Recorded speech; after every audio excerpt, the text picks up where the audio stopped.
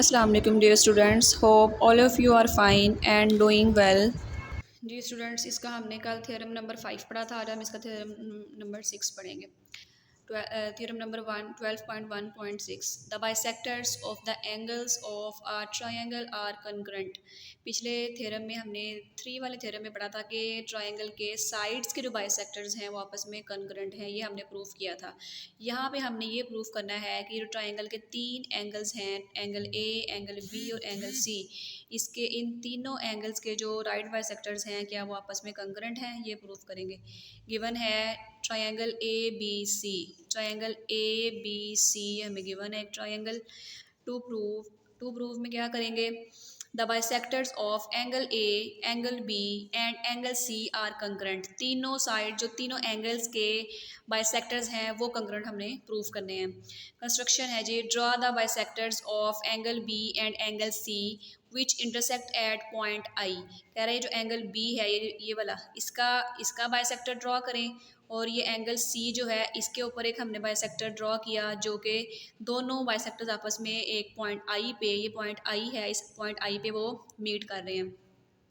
From I draw I F perpendicular to A B. I से कह रहा है एक डॉटेड लाइन जो है, आई से एक लाइन ड्रॉ की, लाइन ए बी के परपेंडिकुलर, ये लाइन ए बी है, इसके परपेंडिकुलर ये लाइन ड्रॉ की, ये है आई एफ। तो I F is perpendicular to O B.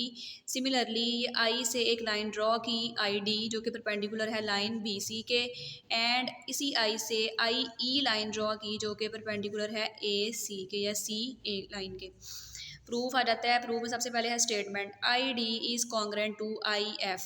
इसकी क्या रीज़न है जी, any point on the bisector of an angle is equi distance from its arms. ये भी हमने कल प्रूफ किया है कि ये आई जो है वो कह रहा है आई डी, ये आई डी जो है, I D line is congruent to I F. अभी आप देख सकते हैं कि ये इस लाइन के ऊपर है आई, ये लाइन क्या है, एंगल बी का बाइसेक्टर है। तो हमने कल प्रूफ किया है अभी कि किसी एंगल के बाइसेक्टर के ऊपर कोई भी जो पॉइंट हो वो दोनों आर्म्स से इक्वल डिस्टेंस पे होगा। तो जाहिर सी बात है कि आई डी जो है फिर वो कॉन्ग्रेंट होगा आई एफ के।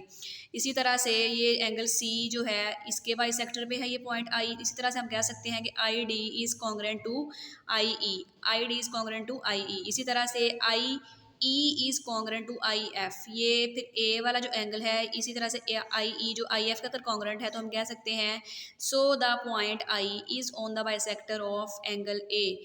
अगर ये एंगल बी और एंगल सी के बाइसेक्टर पे है तो हम यहाँ से अगर आई ई का डिस्टेंस आई एफ के कॉन्ग्रेंट है तो ये भी कह सकते हैं हम कि ये एंगल ए के भी बाइसेक्टर के ऊपर है। Also the point I is on the bisectors of angle ABC and angle BCA। Angle ABC का ये किसकी बात हो रही है, एंगल B की। इस B का, एंगल B का नाम है ABC।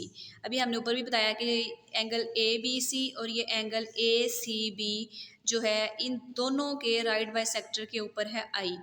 तो I अभी इस पॉइंट में हमने बताया कि जो आई है ये एंगल ए के बाइसेक्टर पे भी है।